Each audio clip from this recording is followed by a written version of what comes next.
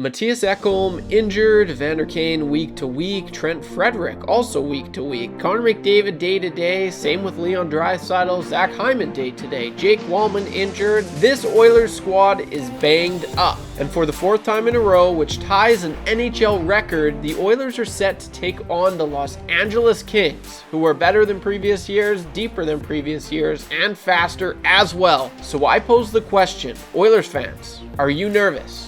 What is up, guys? Welcome back to another episode right here on Above Average. I'm YouTube Trav. Thanks for clicking on this video. Thanks for all the continued support. Leave a like, drop a comment down below as I do interact or reply to every single one.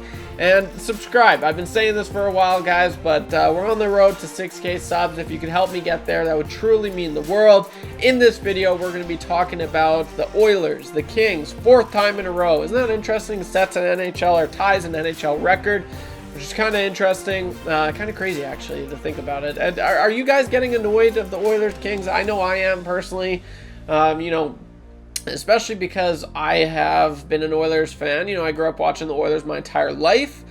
And then the first time they made the playoffs when I was watching them as a fan was against the Sharks. And then I guess it was against the Jets as well. And then since then, it's been Kings, Kings, Kings, and now it's going to be Kings again. I like variety. I wouldn't mind seeing a change up in the first round, but that's the way she goes. So in this video, I'm just going to be giving you my thoughts on how I think this series is going to pan out. Are you nervous? Are you genuinely nervous? Drop a comment down below because I'm very curious to hear what Oilers fans have to say.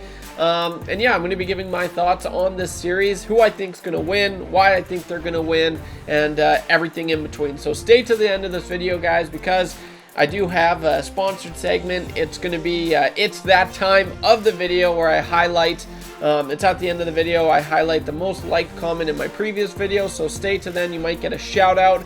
And yeah, like I said in my previous video as well, I'm currently moving again, so that's kind of why I haven't been able to record nearly as much lately. So again, I'm sorry about that. It's just the way she goes. But with all that out of the way, let's get right back into this video. Last night, the Kings just dummied the Oilers, and it wasn't even close. And before you say, well, they had half their regulars watching in the press box, I'm well aware of that, but even when healthy, is this Oilers team going to be able to hang in there with the best team in the league at home? That's what I'm asking you. Here's what I think. This season, the Kings defense has been better, and I would say it's not even close when comparing it to the Oilers. They have allowed the second fewest goals in the league with an average of only 2.44 goals per game, and the Winnipeg Jets are the only team better than the Kings at 2.31 goals allowed per game. They definitely get the edge over the Oilers, especially if Mattias Ekholm is out for the whole series, which it looks like he's going to be. I think offensively, the Kings are better as well. I think the Oilers have the tools to be better offensively, but at times this year, the Oilers have really struggled to put the puck in the net. The Kings have more forward depth, and all lines are really rolling. You can't really say that for the Oilers right now. The Oilers still don't know which lines work. And as far as goaltending goes, Darcy Kuemper has looked so good all season long. The stats back it up, and last night the Oilers couldn't get anything by him. He's looked really good, and I think he's exactly what the Kings have been missing for the last 3 years. So, if you're a Kings fan, I really do like your chances. I haven't even mentioned the fact that, yeah, the Oilers have beaten the Kings the last 3 years. The odds aren't really in their favor for them to beat them again. But in saying all of that, the one thing the Oilers have that the Kings don't have, I guess you could say two things: Connor McDavid and Leon Draisaitl. These guys are brilliant in the postseason. Just look at their resume. They continue to not only impress me in the postseason, but they break all expectations I have on them. Like the fact that Connor McDavid and Leon Draisaitl are in the top 5 for points per game in the postseason in NHL history is truly one stat that I have a really hard time grasping. Like, it's crazy. Obviously 1 and 2, you've got Wayne Gretzky and you've got Mario Lemieux. And then you've got Connor McDavid. And then you got Barry Peterson, which is also kind of surprising. But then you got Leon Draisaitl. And, as good as McDavid is in the postseason, I'm not even joking, at times, I think, and it's not even a hot take. Yes, at times, Leon Draisaitl can be better. And as we've seen, Leon Draisaitl this season, he's really just kind of taken this team, and it's been fun to watch. It really has been, because there's been one player, there's been no player I've doubted more in my entire life than Leon Draisaitl. And each season, he continues to impress me. And right when I start to think, maybe he is just riding shotgun with Connor McDavid, this season has completely shut up all those haters, has shut up all those conversations, because as a matter of fact, you can look at it like, wow, like Connor McDavid, is he riding shotgun with Leon Draisaitl? So that's the one thing. As good as the Kings are, they do not have Connor McDavid. They do not have Leon Draisaitl. And when those two are in, it's a completely different team. And when they're in the playoffs, it's even more so a different team, because these two elevate their game that much more. They're more physical. They're better defensively. Better attention to detail on the defensive side of the puck. The power play seems to be better, and the Oilers could use some help on the power play this year, because they weren't good on the power play, which part of me likes that, because I feel like they relied on it way too much in previous seasons, but it's kind of really making them have to work for their goals this year. But at the same time, it is nice when the power play is going in, because when 97 and 29 skate on the ice for the extra man advantage, it's probably going to go in the net. So I don't know, guys. Who do you start even? Stuart Skinner or Calvin Pickard? Part of me wants them to start Calvin Pickard. All season long, I've been saying he's the guy, and he's better. I just there's nothing really that I watched from Stuart Skinner that really jumped out at me and been like, oh yeah, he's for sure a starter. And I'm not saying that as well for Pickard. I've just seen more of that. I've seen more grit. I've seen more extra saves that Calvin Pickard has made. But the one argument I will agree on is, if you start Calvin Pickard and he craps the bed, and they're like, okay, Stuart Skinner, you're in, I really think that's going to mess with him mentally. He's like, well, like, I lost the crease to this guy. Like, how's he gonna bounce back from that? And I don't see it.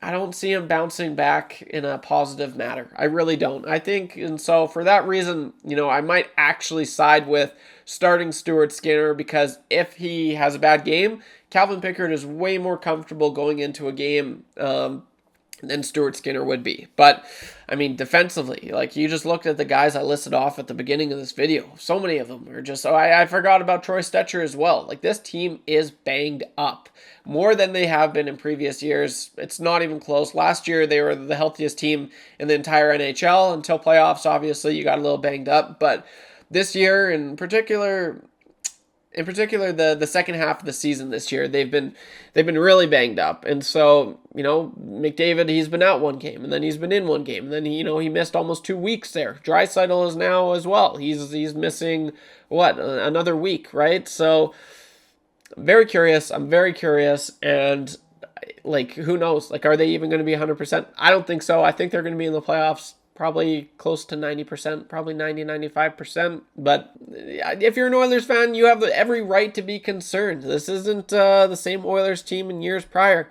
They were not as good offensively last year. They were not as good defensively last year. Like, this team, I hate to admit it, but a lot of people have been saying, like, where's their identity? What is the identity of this team? And to be frank, I don't know. Like, and this might be a hot take, and I'm going to say it, but has this been, in the McDavid era, and maybe it's just the last, because they've been pretty fun to watch, especially going off last year. But this season, for me, it's just been boring. Like, I grew up watching the Oilers as a fan, and, now I'm still, kind of a fan, but obviously I cover the team, so I have to be a little bit more professional, and I can't say we anymore.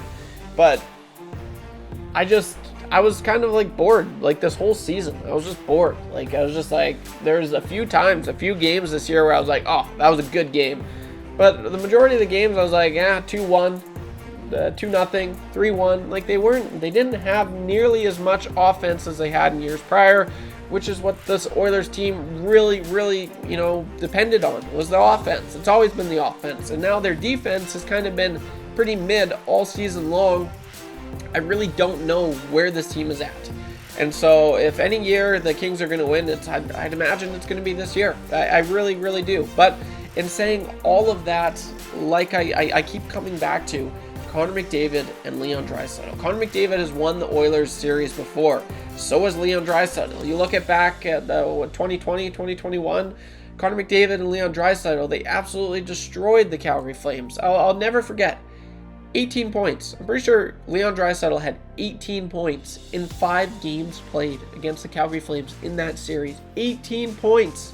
Like, that is crazy. These guys really show up in the playoffs, and it's not, you know, if Connor McDavid and Leon Draisaitl are going to show up. It's when they do, because they're going to show up, and how much are they going to show? Like, are they going to be like how they were last year? Are they going to have to be even better? I don't know. So, and I know a lot of hockey experts are saying, no, this year is going to be the Kings, and as much as I hate to agree, I could see it. I really could. So I'm on the fence with this one, guys, but drop a comment down below, leave a like, and subscribe if you're not already. We're on the chase. We're on the road to 6K subs, and truly, let's go. It would be awesome. I edit I worked so hard in putting these videos together. Just click one little button, just the big red button, subscribe. That would truly make my day. But thanks for all the continued support, guys, and like I said at the beginning of the video, drop a comment down below. I'm genuinely curious. Are you worried? Do you think the Oilers will have what it takes to beat the Kings? There was this a year that the Kings finally slay the Oilers. Drop a comment down below, because I interact with every single one. Thanks for all the continued support, guys. Really appreciate it. We're going to be doing lots, as much as I can. Like I said, I am moving. We're going to be doing as much as I can videos going forward on the playoffs, because I mean, it's the best time of the year, baby. Let's go. It's playoffs, baby. So, with all that being said, don't be average when you can be above average, and I'll see you in the next one. Peace.